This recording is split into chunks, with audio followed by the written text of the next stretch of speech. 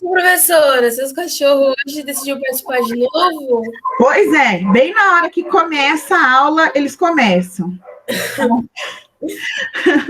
Professora, sabe o que eu vi no jornal Ah, sobre a China? hum, Que eles agora vão deixar cada casal ter 3 filhos. que legal que você viu essa notícia. É mesmo, saiu essa semana, falando que agora eles ampliaram para 3 filhos. Então, na verdade, é uma sequência aí do que a gente estava discutindo, né? A gente está vendo, né, outras determinações aí do governo chinês para tentar incentivar as pessoas a terem mais filhos, né? Para resolver o problema que eles se enfiaram. A hora quando eu vi a notícia, eu falei, nossa, vamos ver se vai ter alguém que vai ver também e vai estar sabendo que está acontecendo isso. Que legal, Ana. Fico contente de saber que você viu. Eu tava assistindo o jornal, aí eu pensei, vou prestar atenção, né, pra aula de geografia. Aí do nada apareceu essa notícia e falei, nossa lá, gente! Ah, que legal, fico contente. Pessoal, vamos lá então. A gente falou, pelo menos aqui nas minhas anotações, se eu tiver errada, vocês me avisam. A gente tinha falado até da questão aqui, né, das desigualdades econômicas, e eu anotei que faltava falar da degradação ambiental, é isso mesmo? Acho que sim. Então, assim, ó, só retomando para a gente prosseguir. Professora, a última coisa que a senhora falou foi que por causa da migração estava tendo um problema do lixo e essas coisas. Então eu já tinha começado a falar, então, porque na real a questão da degradação ambiental está associada a essa concentração de pessoas nessas cidades, que entre outros problemas, né, como a gente falou, da falta de moradia, da falta de transporte adequado, do congestionamento, também tem a questão do impacto, né, a partir da destinação do volume de lixo que passa a ser gerado. Então, essa questão, né, os grandes centros urbanos, a produção de lixo aumenta muito, e aí é um problema encontrar a destinação correta para esse lixo. A própria questão do lixo industrial, então, o lixo que é decorrente dos processos produtivos dessa região que, né, que baseia essa economia na atividade industrial. Isso também é um problema. Sem contar na questão dos fluidos, né, também que são, como eu posso dizer, resíduo desses processos, que, por vezes, acabam sendo lançados nos rios sem algum tratamento prévio, podendo até também contaminar solo. Então, esses problemas, isso sem contar na questão do uso dos combustíveis fósseis, né? De novo, a gente está falando de um país que é basicamente industrial, e boa parte dessas indústrias, elas funcionam a partir de energia gerada através de combustível fóssil. Então, a emissão dos gases de efeito estufa, ela também é aumentada dentro desse processo. Então, a gente junta tudo isso e a China acaba sendo, de certa forma, uma bomba relógio ambiental, porque todo esse conjunto de problemas, e aí, principalmente quando a gente olha a questão dos gases do efeito estufa, ela deixa de ser um problema local e passa a ser uma preocupação mundial. E aí, não sei se eu já comentei isso, não tem problema, a gente retoma. Quando a gente fala, por exemplo, dos acordos aí acerca das questões ambientais na totalidade do planeta, como, por exemplo, o Acordo de Paris, né? A China, ao assinar, né, ao fazer parte do Acordo de Paris, ela está se comprometendo a encontrar um jeito de poluir menos através das suas atividades econômicas. Então, mesmo a gente sabendo que ela tem, né, todo esse potencial poluidor por conta das suas atividades e as suas escolhas energéticas, ainda assim ela se compromete com o restante do mundo a rever esses processos em busca da diminuição dessas emissões de gases do efeito estufa. Então, desculpa, pessoal. Então, isso acaba sendo um exemplo positivo. E a China, ela acaba, com esse posicionamento, ela acaba tentando mudar a sua... não é a sua imagem, eu ia falar a sua figura, a sua imagem em relação ao restante do mundo. Porque, sim, né, somos um país que tem um crescimento econômico, né, invejável. No entanto, a gente está tentando se preocupar em crescer, mas tentando aí encontrar caminhos para que esse crescimento não seja, não tenha impactos tão negativos nas questões do meio ambiente. Então, assim, a China já consegue fazer isso? Não, a China tem problemas ainda ambientais bem pontuais. Porém, ela se dispõe, então, ela quer encontrar um jeito de fazer isso, impedindo aí, ou diminuindo as consequências ambientais decorrentes aí do seu processo de crescimento econômico. Então, assim, nesse caso, essa vontade de querer ser menos impactante é super positivo. Além disso, acaba sendo um exemplo para outros países procurarem esse mesmo caminho. Tá certo? Tudo bem, gente, até aqui? Sim. Então, vamos lá, ó. Agora a gente vai falar um pouquinho das questões aí ligadas às atividades agropecuárias, né? A gente vai falar um pouquinho aí de como o território chinês, além da questão da indústria, também é utilizado aí para essas atividades.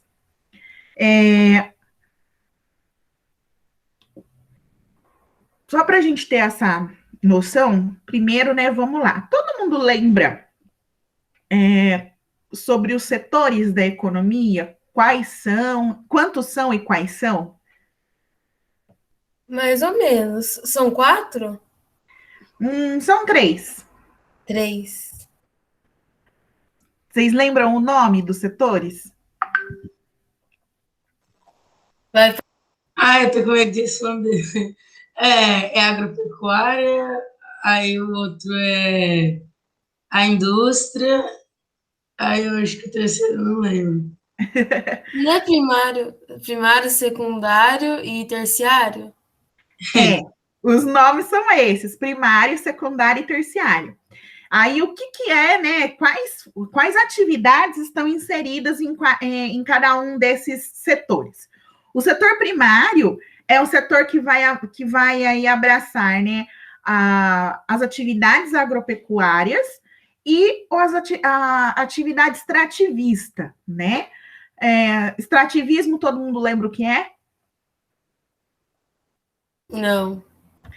Gente, vamos lá, ó. Extrativismo olha, como a palavra fala, né? A ideia da gente extrair alguma coisa. Então, a atividade extrativista é aquela que vai na natureza e retira dela algo que é útil para o modo de vida humano. Então, por exemplo, exploração de minério. Então, tirar minério de ferro, alumínio, os próprios combustíveis fósseis, né, que eles acabam sendo aí resultado de um processo de mineração, a coleta de frutos, por exemplo.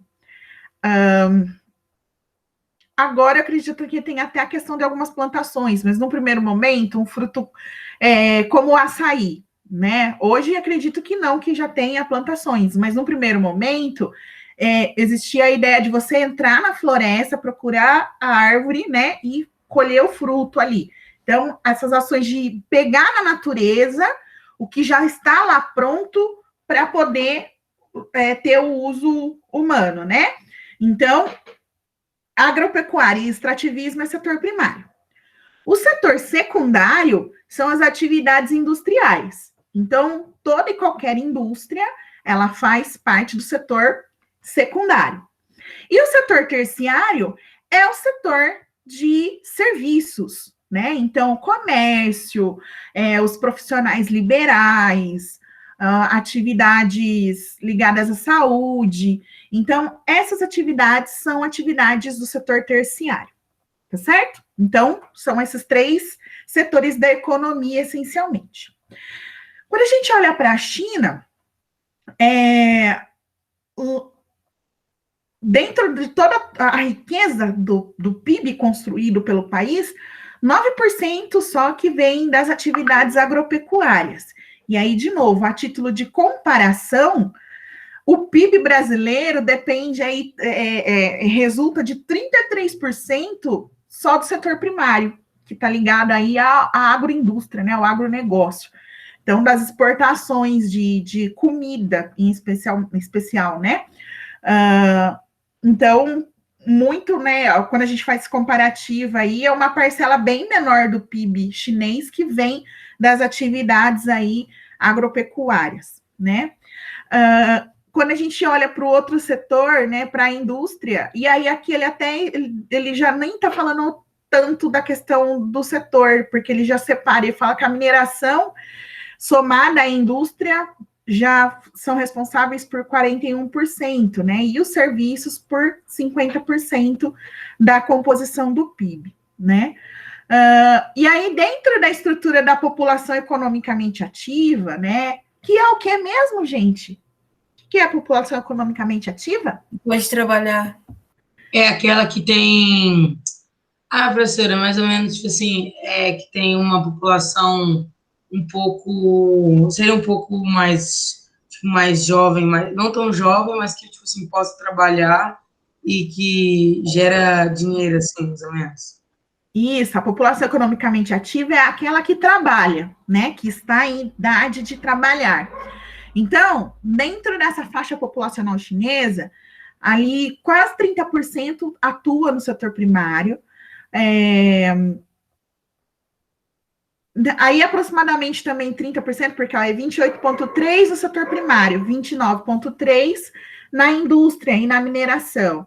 E os outros 42% ali estão trabalhando no setor de serviços. E aí, aqui também, para fazer um comparativo, né, o Brasil tem 14% da sua PEA no setor primário, 23% no secundário e 63% no setor de serviços, né, no terciário. Então, a nossa estrutura aí de distribuição da mão de obra, ela é bem diferente da distribuição que acontece na China. Aí a gente pode até fazer algumas análises para entender esses números. Por exemplo, o nosso setor primário, né, ele, principalmente as atividades da agroindústria, são atividades que foram mecanizadas de maneira muito intensa nos últimos anos.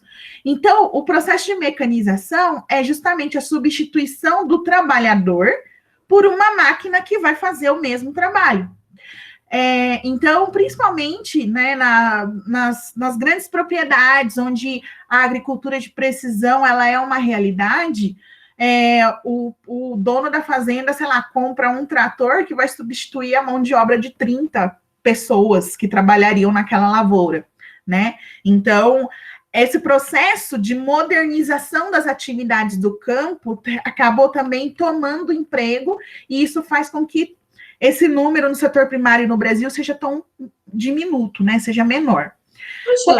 A mineração está em qual setor? A mineração também é setor primário, porque ela também ela é essa atividade extrativista, né? Você vai lá e retira o minério, tá bom? Bom, a questão, né, quando a gente olha aí para os 23% que estão no setor secundário no Brasil, isso deixa claro também uma escolha, né, um caminho também que foi feito principalmente a partir da década de 90, foi uma escolha feita pelos governos, né, que passaram pelo Brasil, da questão da abertura da economia há alguns autores que falam que o Brasil passou por um processo de desindustrialização. Ou seja, a gente tinha indústrias que produziam muitas coisas e que quando a economia se abre e a gente consegue começar a interagir com outros países, e a galera descobre que, dependendo do produto, fica mais barato eu comprar de outro país do que produzir aqui dentro, a gente acabou enfraquecendo as nossas indústrias, e tanto é que hoje a gente se torna muito, muito dependente de produtos vindos de outros países, e eu nem preciso falar da China aqui, né? Porque ela com certeza é um dos países que acabou ocupando esse espaço vazio deixado pelos processos de desindustrialização brasileira. Então, a gente acaba tendo pouca pessoa trabalhando na indústria também, porque hoje existem poucas indústrias, poucas quando a gente fala assim para um comparativo com outros momentos da história brasileira, tá? E aí a gente tem mais de metade da população economicamente ativa estando presente dentro da... gente, eu perdi o que eu estava falando aqui. A senhora estava falando da desindustrialização.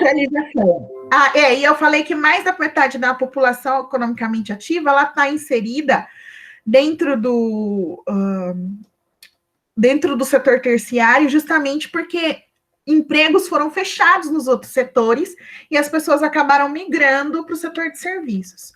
Gente, eu só quero explicar aqui, eu me perdi porque tinha um aluno, né, o Vinícius, pedindo para entrar agora na aula. São 9h20, né, já faz 20 minutos que a aula começou, é complicado, né? Muito atraso. Então, só para vocês também, para esclarecer vocês, tá certo? Bom, continuando. Aí, feito esse comparativo, né, só para a gente ter essa dimensão, né, do que se passa no Brasil em relação às atividades, né, econômicas, vamos voltar para falar da agropecuária no território da China. Então, assim, do mesmo jeito que nós falamos que a população está distribuída de uma forma desigual ali dentro, por conta de condições naturais que são encontradas dentro da China, né, a presença dos desertos, a presença de regiões mais montanhosas que dificultam ali a fixação humana, a agropecuária ela também vai passar por essas coisas, porque é mais difícil, por exemplo, você manter uma lavoura num morro, por exemplo, né? Então, isso também acaba direcionando, né, essas condições naturais direcionam a produção agropecuária dentro da China, tá? Então, assim,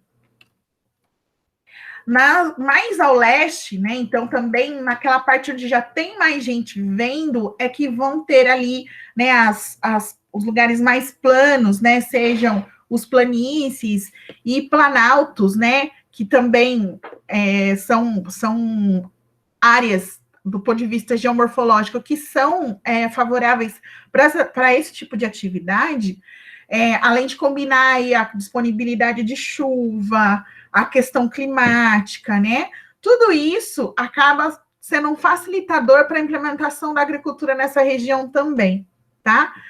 E aí, até tem um mapa aqui do uso da terra que vai fazer a gente ter essa noção melhor. A China, quando a gente pensa nos produtos agropecuários, ela é o maior produtor mundial de trigo, de arroz, algodão, chá e amendoim. Então, eles produzem muito, né, esses produtos. E ele é o maior importador de grãos e de farelo de soja do mundo, sendo aí o Brasil um dos seus principais fornecedores. Então, assim, a maior parte da soja que eles consomem, eles compram daqui, né? Obviamente que não é só o Brasil. Os Estados Unidos também fornecem soja para eles. Alguns países do continente africano, também começaram a oferecer esse produto. Então, assim, existe uma relação de dependência, mas pensando aí no mercado consumidor, o Brasil depende mais da China do que o contrário, porque se de repente eles quiserem deixar de comprar nossos produtos, eles têm outros países que podem fornecer esse produto para eles, né? Já a gente não tem outro cliente do tamanho da China para comprar esse produto agrícola que a gente vende para eles. Então, é uma coisa que a gente deveria, é uma relação que a gente deveria prezar, né? Isso é uma relação respeitosa, porque a nossa economia depende desse consumo chinês, tá certo? Então, ó, aqui o mapa, a figura 17, traz para a gente os usos da terra na China. Então, veja, né, ó, as terras cultiváveis, as pastagens e também a presença de floresta, e aí a floresta a gente associa a questão do extrativismo em alguns casos, ela também está concentrada mais aqui na porção leste do território chinês, né? Aí também tem os símbolos aqui, se vocês observarem na legenda, tentar aqui distribuir para a gente onde é que está cada tipo de produção, né? Então, a gente vê, né, por exemplo, mais aqui ao norte, nordeste, no caso, né? A gente tem aqui, ó, rebanho caprino. Caprino é o quê, pessoal? Vocês sabem? Como é o nome, gente? É um animal.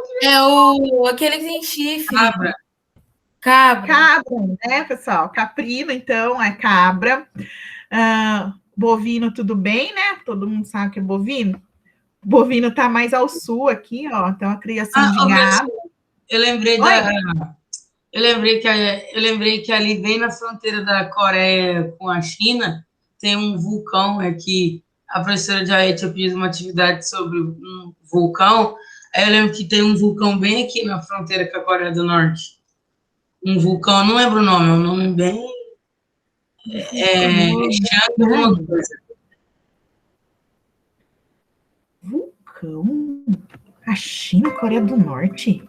Professora, tem um vulcão que faz divisa com... É bem na fronteira da Coreia do Norte com a China.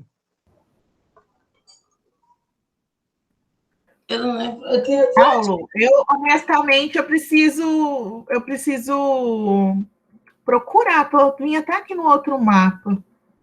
Esse aqui só mostra as planícies.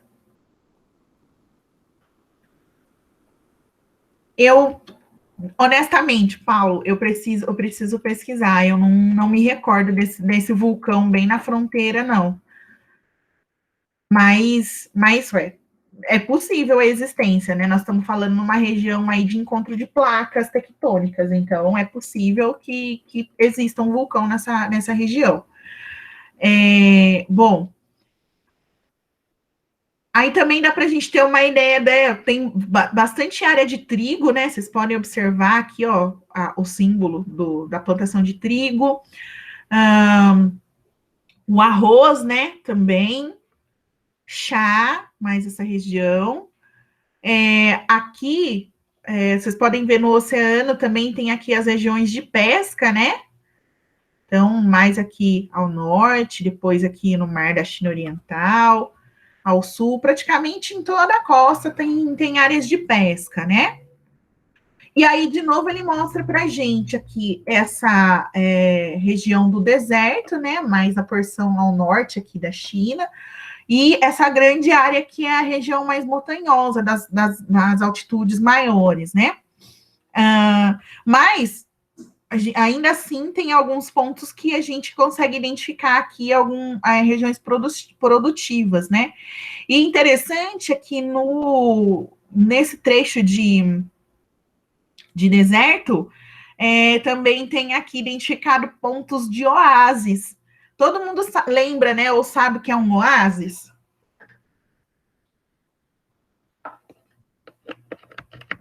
Gente... Não, muito bem.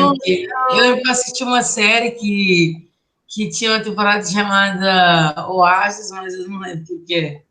É tipo um refúgio no deserto, um refúgio que tem árvore, água.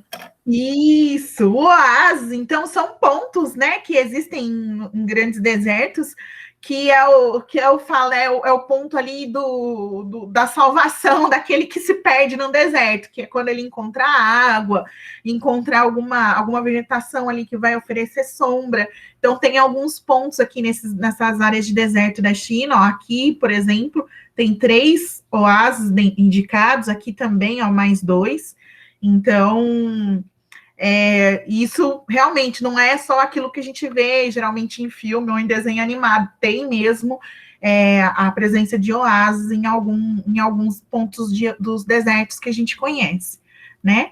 Então, aqui esse mapa mostra bem para a gente como se dá essa distribuição das atividades do setor primário, tá bom? Sim. Então, aqui também para vocês terem essa dimensão. E aí, gente, com isso a gente encerra essa conversa sobre a China.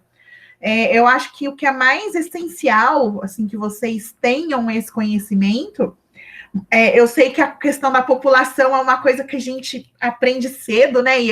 E tanto do tamanho quanto do controle populacional que foi exercido ali, mas para nós hoje é muito importante enxergar a China como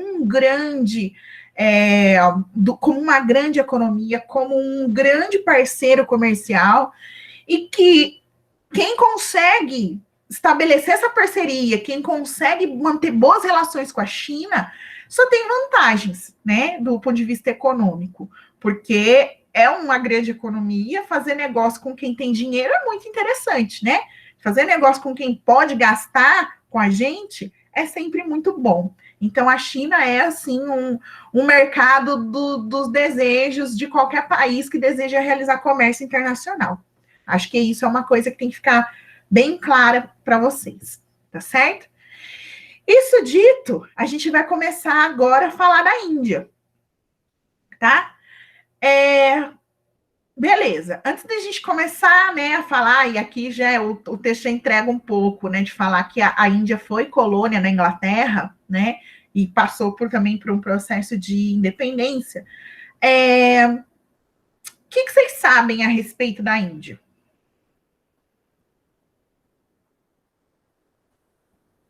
Tem muita gente lá. Verdade. Tem bastante gente. É um país, professora, que eu acho que eu acho que ele é industrializado, só que ele tem bastante indústria, tem tecnologia, só que eu acho que ele tem uma população muito pobre. Professora, eu tenho a ideia de que a Índia é feia. Tipo, lá é feio, sabe? Não é uma coisa, ai, nossa, quero muito ir pra Índia. Nossa, meu sonho é ir pra Índia, sabe? A Índia é o contrário, professora. Eu iria para a China, mas para a Índia acho que não rola, não. Olha que interessante. É legal, assim, ouvir as impressões de vocês. Então, eu vou pegar aí que vocês falaram. Professora, Oi. vou me interromper, mas a Ana Júlia colocou no chat que é um país muito religioso. Não, Oliveira. obrigada por me avisar, porque eu tô com o texto aberto, eu não vejo o chat. Valeu aí, pode me ajudar sempre que vocês virem, tá? Alguém notando. Uhum. Sim, Ana Júlia, é verdade, tem essa questão religiosa muito forte também, né? E, inclusive, existem até alguns conflitos de ordem religiosa dentro da Índia, mas também existe um predomínio, né? Alguém sabe qual que é a religião que predomina na Índia? Hindu. A religião hindu, né? Então, que é uma religião, né, politeísta, eles acreditam em diversos deuses, tem toda uma questão ligada ao culto do processo da morte das pessoas.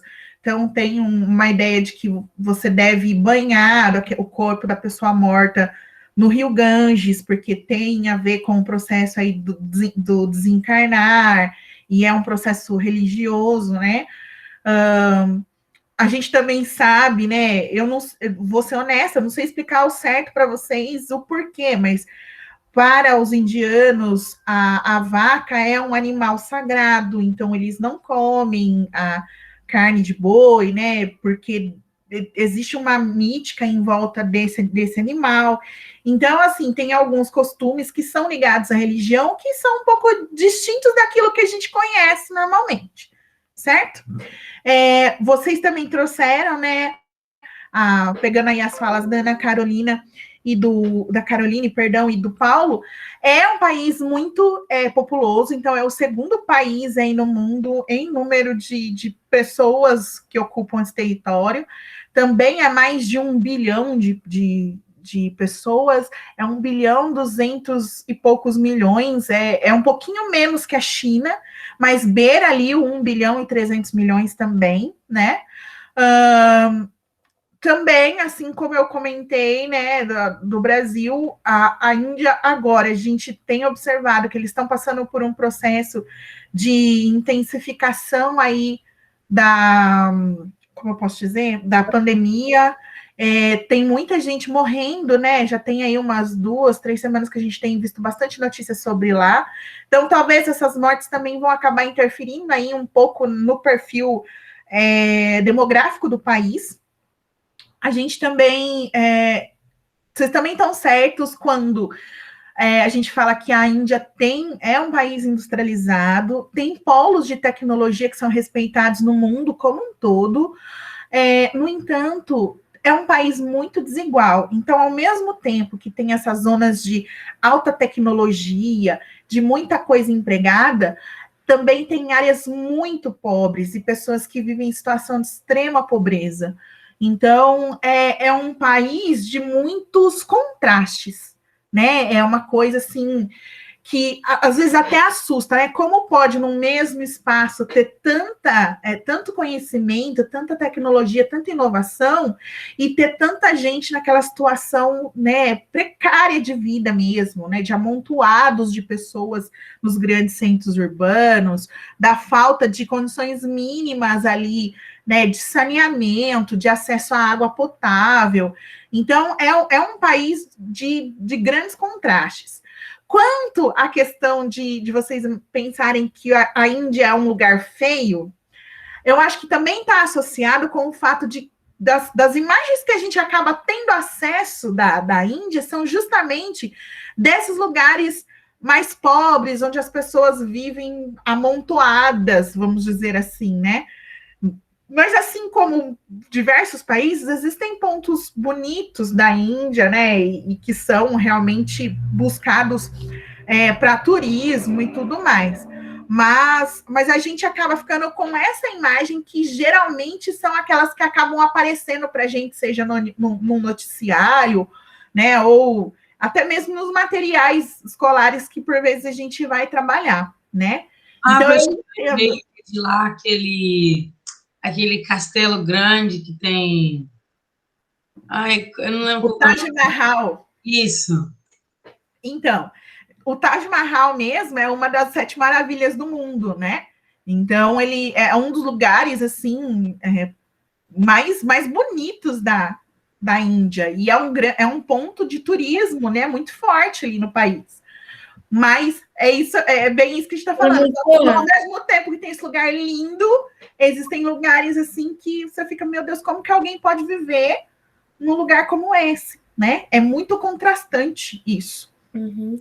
Professora, uma pergunta sobre o Taj Mahal. Pode entrar lá? Eu não sei muito sobre ele. Olha, eu também sei pouco sobre Taj Mahal, sabe? Precisava até estudar um pouquinho. Eu sei, assim, que é comum as pessoas, geralmente turista, vai até as portas do Taj Mahal. Eu não tenho certeza se ele é aberto para visitação, porque aquilo lá foi uma construção privada, né? Foi eu não sei se era um imperador. Tem até uma música do Jorge Ben, né? Que é o Jorge Benjor, que chama Taj Mahal, onde ele conta ali mais ou menos, porque tem uma história acerca desse palácio, que um príncipe, não sei se é um príncipe ou um imperador, alguma coisa assim, construiu aquele palácio para uma amada, né? Para uma princesa que ele queria que fosse sua esposa.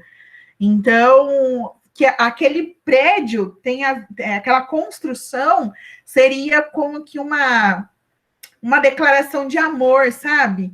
Então, até isso é uma das coisas que fazem esse lugar ser tão visitado, né? Toda essa história por trás da construção. Então, eu não sei dizer se ele é aberto para visitação ou se as pessoas só podem ir até os seus portões ali e contemplar pelo lado de fora. Precisaria pesquisar. Beleza? Então, assim, dita aí essas nossas primeiras impressões, vamos falar um pouquinho, né?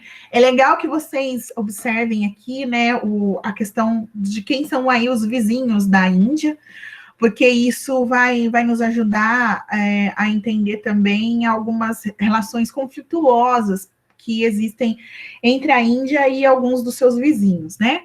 Então, assim, a Índia, né, ela faz aí de fronteira com a China, e justamente na fronteira que a gente encontra a Cordilheira do Himalaia. Então, assim, tem a face indiana do Himalaia e a face chinesa, né, do Himalaia. A gente também, né, observa que eles fazem fronteira aqui com o Paquistão, Bangladesh, e faz fronteira com o Mianmar também. Aí, aqui, a gente tem essa proximidade dessa ilha, que é o Sri Lanka, né? Então, é interessante a gente ter essa dimensão justamente para entender depois esse contraste em algumas situações conflituosas que existem entre alguns dos países. É importante a gente saber disso, né? A Índia, ela foi colônia da Inglaterra por bastante tempo. Tanto é que a declaração da independência indiana, ela só aconteceu em 1947.